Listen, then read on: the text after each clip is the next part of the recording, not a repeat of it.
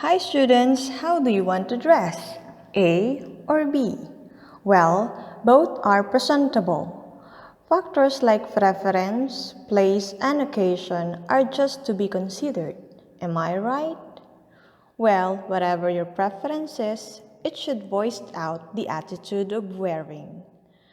Our lesson for today has something to do with similarity in substance but different in presentation. What have you noticed with these two sentences? Yes, they have same thought but in different construction. Today, we will be able to differentiate active and passive voice of the verb.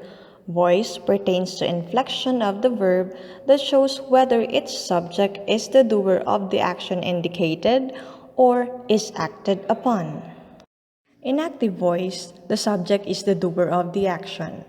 This is the usual construction of sentences in which pays attention to the doer of the action, wherein, in example number 1, it signifies that the B1 students are the ones who create, and in example number 2, the teacher is the one who checks.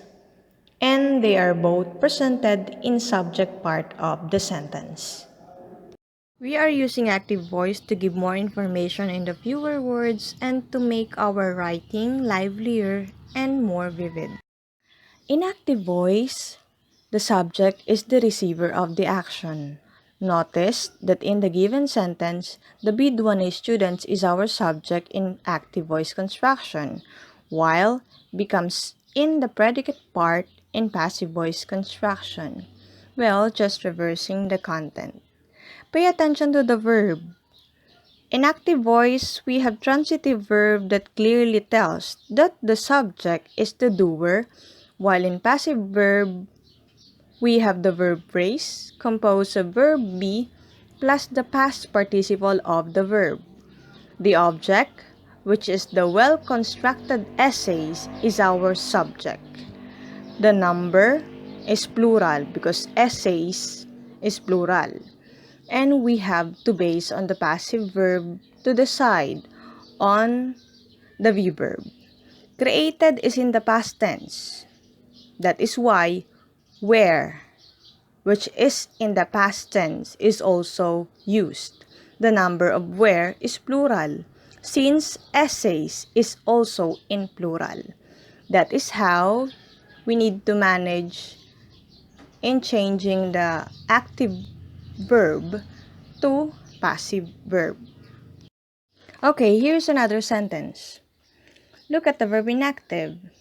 We have the present tense singular that is constructs. In passive verb is becomes the our verb because the subject, which is the test, is singular and we need to refer to the tense of the verb to have the passive verb. Construct is in the present tense. That is why we have is in passive. Constructed is the past participle of construct. That is why we have constructed in passive also. Look at our sentence in passive. It is not always that the doer is present, using the prepositional phrase started by. Take a look at the uses of passive voice in this slide, along with their corresponding examples for more information. Here is a guide to interchange the voice of the verb using different tenses. That's it for today. Thank you for listening.